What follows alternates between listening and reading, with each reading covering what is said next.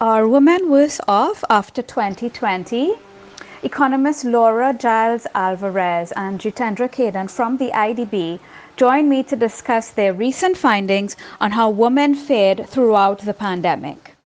Let me just welcome Laura and Jeet again. This is not the first time we're having a discussion online, so I'm happy to have you again. And of course, very pleased that you've done this work, and very much looking forward to discussing it with you.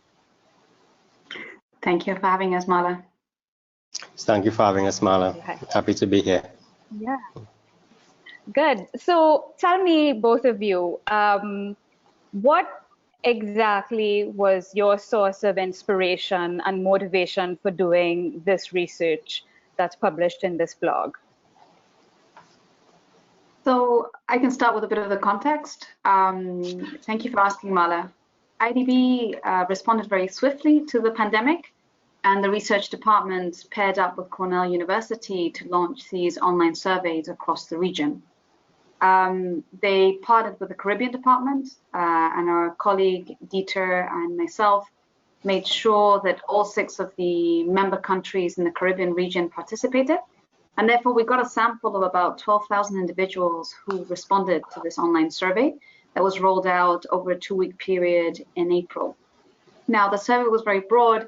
It asked all kinds of questions on the impact of the pandemic, on the livelihoods of persons, on their job security, on how they were living the pandemic, consumption. But then it provided a lot of excellent material to come up with analytical pieces, which have been completed during the year by various members of the IDB. With regards to gender in particular, is an area that has always interested the department. Is inequality within our societies is an area that's within our remit to study and better understand, and gender inequality is no exception. We do find that gender inequality still persists in the region. Women tend to have more informal jobs, they tend to earn less, and they tend to save less than male counterparts, even though educational outcomes in the region are actually now better for women than for men. So this is an issue we tend to look at, and that we think should be reflected in policy. Just to add to Laura's comments, as you know, Marla, when you have such a large economic shock taking place in an economy, this generates a lot of disproportionate effects on different segments of the society. And pre-pandemic, there were a lot of inequalities and issues with respect to gender-based violence.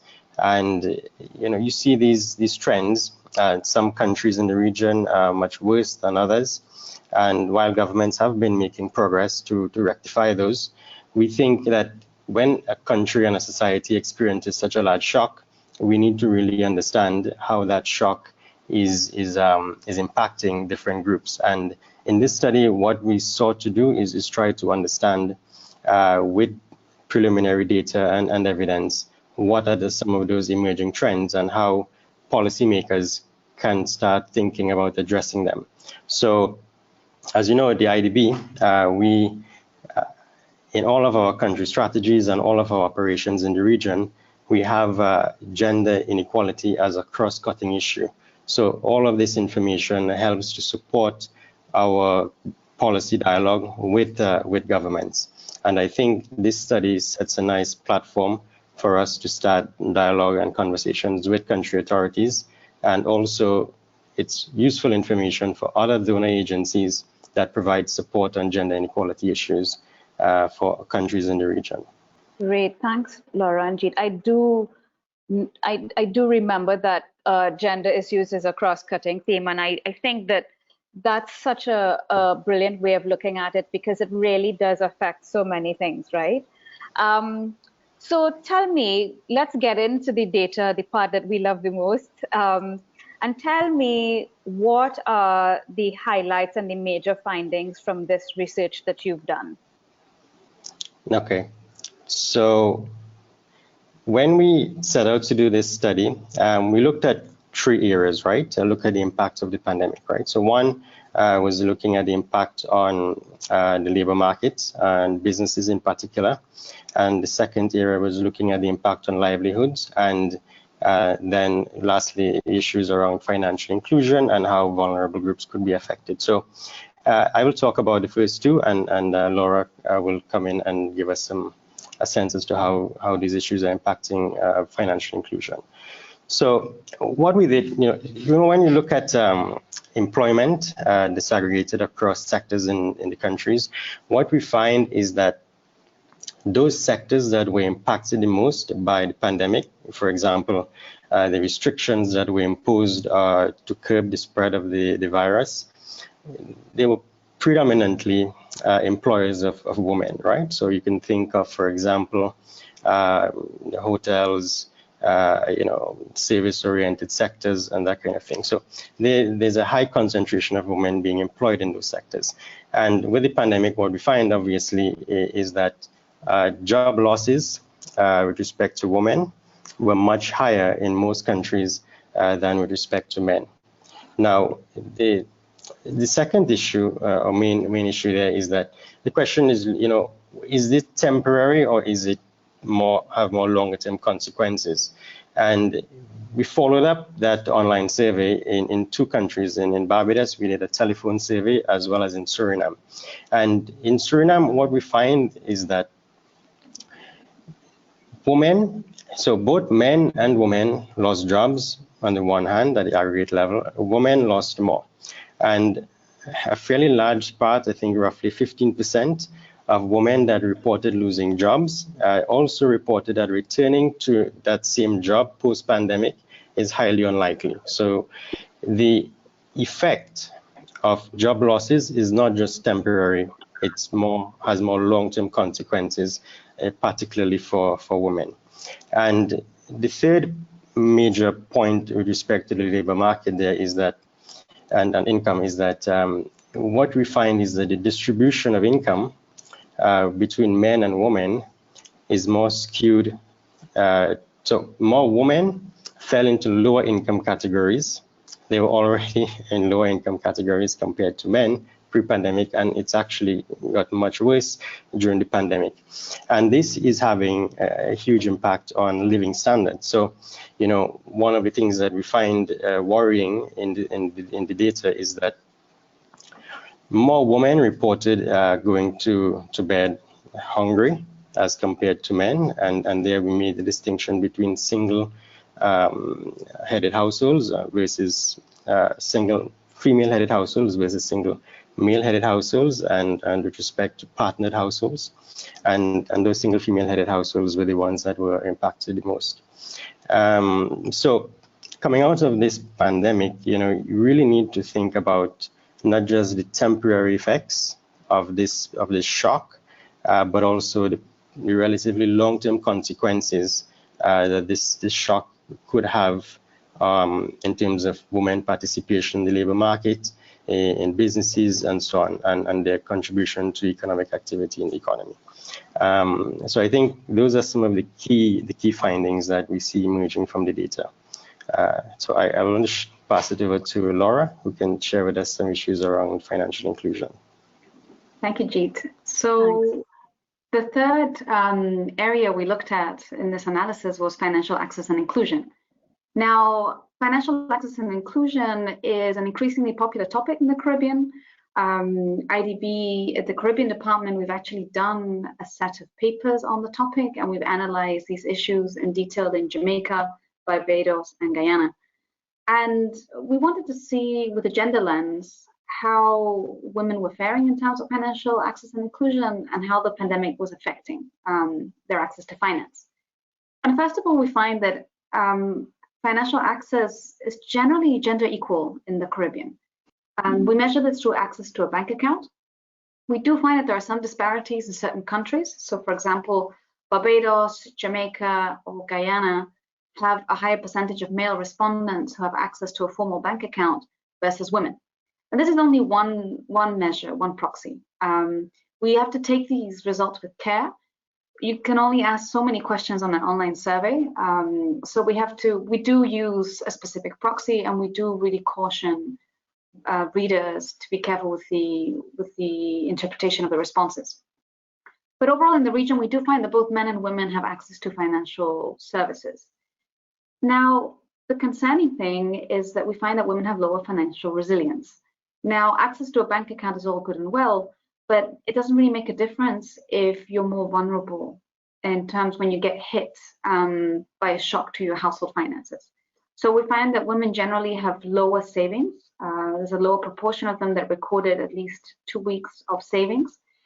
And this really makes a difference when your income disappears and you're eroding away any kind of financial buffer you have. Also, in terms of financial literacy, we've been very interested in financial literacy. It's an area that's really understudied in Caribbean countries, particularly Barbados and Bahamas and Suriname. And we included some financial literacy questions in some of our surveys in Suriname and Barbados. And we find that women, in the case of Barbados, women have lower financial literacy than men. Now, financial literacy is generally related to higher financial access and inclusion. And it can also have an effect on the fact that women have lower financial resilience and therefore are more likely to get affected by shocks when they hit the household. And these are all areas that we found quite interesting in the survey and that have very clear policy implications, particularly in the case of Barbados, where, for example, the government has taken a proactive approach to looking at financial inclusion and even set up a financial literacy bureau recently. Yeah, I mean, it's interesting how some of the structural problems that existed before the pandemic have gotten worse. And as Jeet pointed to as well, even the unemployment that we might have seen as maybe seasonal or maybe event-driven now appears to be becoming more structural. So it means that going forward, we have to really deal with these issues through government policy in a meaningful way, simply because it looks like they're going to be with us for a while. And this is not just something that will pass as the pandemic passes. So, now that we've gone through what your major findings were, and thanks for sharing that with us, can you tell us, coming out of this study, what are the policy recommendations that you would make to address these issues that you've highlighted and that you found in the data from the respondents to the survey? Because I feel like, I know that this pandemic has thrown all kinds of new and novel problems for policymakers to deal with. But I really don't see the gender aspect being addressed from my perspective in terms of the policy responses that I'm seeing. So happy to hear what your thoughts are on the policy responses and what you've seen coming out. So thank you, Marla, for that question. I'll give an initial response and then I'll pass to Jeet for his opinions.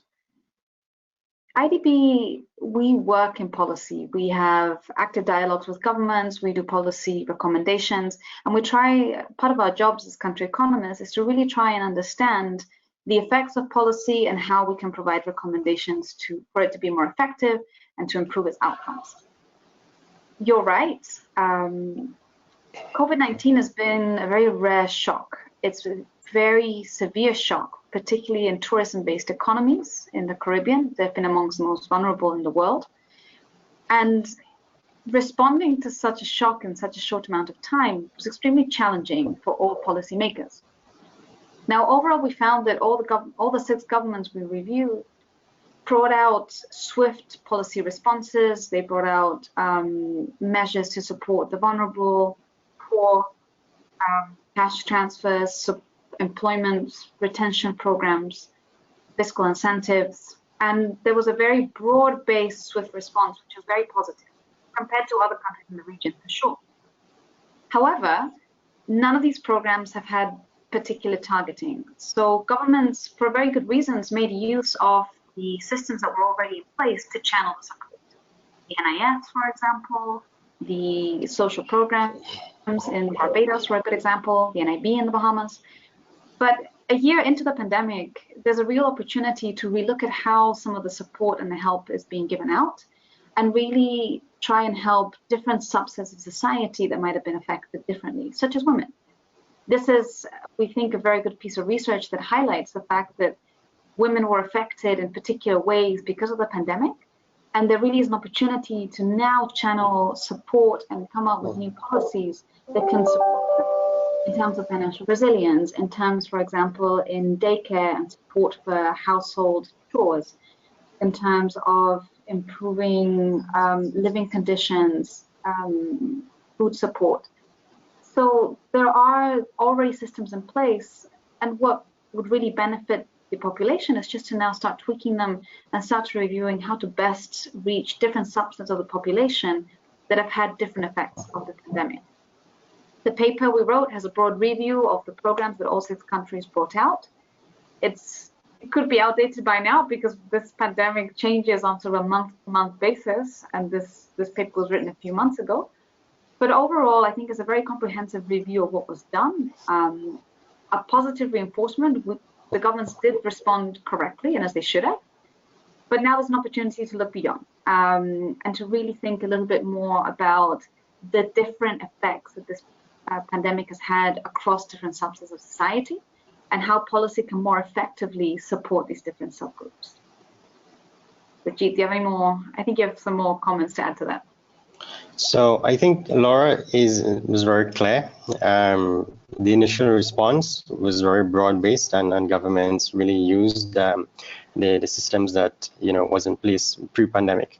I think in order to see this in action, and I think one of the things that the countries in the region really need to invest in is building up the capacity to generate timely data and statistics to inform the kind of policies that Laura just mentioned, right? So, you look at the region, and of course, with the pandemic, it's challenging to go out in the field and do surveys and that kind of thing. So you have to resort to doing online surveys or telephone surveys, which is very useful. But you look across the region, and there's a lot of heterogeneity with respect to the level of capacity and data availability to assess these social economic issues. For example, Trinidad, it's a country that really needs to invest heavily in producing data and statistics, poverty and inequality. I mean, the main point here, Marla, is that without good household disaggregated data across different sectors that could capture all of these differences, it becomes really challenging for policymakers to have informed decisions when it comes to doing gender-based policies or even dealing with issues with respect to gender-based violence. I mean, and here we focused on gender issues with respect to women. But in most of our countries, there are also issues with respect to young men. So as Laura mentioned earlier, women are doing much better in education now in terms of completion rates, and you look at the universities, and it's very, you see the imbalance, right? And the question obviously is, okay, so what is happening to these young men, and what does that mean in the next 10 to 15 years in these societies? So I think at the very first base, we need to have good data and statistics to understand the problem and then inform the kinds of policies that Laura just mentioned. And I think that is one of the things that we should really try to strengthen in the short term.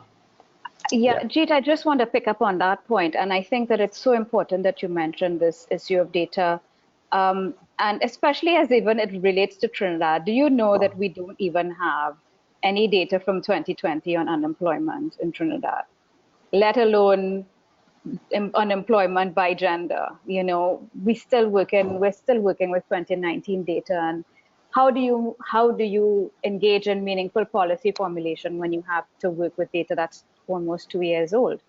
So it is important, and I know that the IDB is doing a lot of good work in the region with respect to addressing these gaps and shortcomings as it relates to the statistical infrastructure in the region. I think that you hit on another very important point, and that is as it relates to the men. I mean, gender is not just women. Of course, there's lots of inequality, and we showed here that women are being affected disproportionately by this pandemic, but men in the region also are suffering other types of inequality, particularly education, as you highlighted, Laura, and you reiterated, Jeet. So I think these are all issues that we really look forward to seeing policymakers address meaningfully now that we've gotten to the stage of the pandemic where we're rolling out vaccines and it's not so much of a panicked situation anymore. And we kind of see the light at the end of the tunnel. So, and I want to ask both of you to give your closing remarks, but also I just wanted to say thank you again and to congratulate the IDB for this very important piece of work that produces data that nobody else is producing and highlights this gender-based inequality and the pandemic's exacerbation of this inequality, basically. So I thank you both and I congratulate you on this work. And thanks, of course, for being with me today to discuss it. So if you have any closing remarks. Well, thank you so much, Marla, for having us. It's always a pleasure. I just wanted to highlight what Jeet's last comment. It's imperative to have updated data to kind of do any meaningful policy prescription. In the case of COVID-19, there's a very good reason why data generation stopped, and is that usual surveys just couldn't take place in the usual form. But we did find alternatives. We've had very good results with telephone and online surveys, and these are tools that can be used beyond the pandemic. We find them to be extremely useful in the context of post-disasters, for example, or in the instances where there's security concerns, where surveyors can't physically go household to household. And as a final point that we'd like to highlight is that it's important to distinguish gender inequalities, and that's not only a problem for women, it's only a problem for men. And this is an issue that we really want to highlight. There's very little understanding as to how these policies affect men. And we find, for example, that business closures affected men more than women. Education gaps are now affecting boys more than girls. And these are definitely issues that require better understanding, more data, and we're here to support governments in the region come up with better policy results. Okay, first of all, I thank you very much, Marla, for giving us the opportunity to share these results and to engage in this discussion on this very important topic. Again, you know, doing a study like this in the middle of a pandemic and gathering this information was very important to have some sense as to how the effects are unfolding. I think in terms of closing words, I think we need to continue doing research in this area, particularly with respect to the data collection, doing the analytical work that will then feed into the policy making. I think that is very important for us as a bank and also for us as the region as we move forward to create more sustainable and equal societies. Thank you so much. Thanks, Jeet. Thanks, Laura. Again, great work. I'm so grateful that you've done this work, and this is me doing my part to make sure that more people and more policymakers in particular get their eyes and ears on it. And thanks again for doing this work for us and for our region and for your support going forward. Thank you so much. Thank you, Marla. All right. Thank you very much, Marla.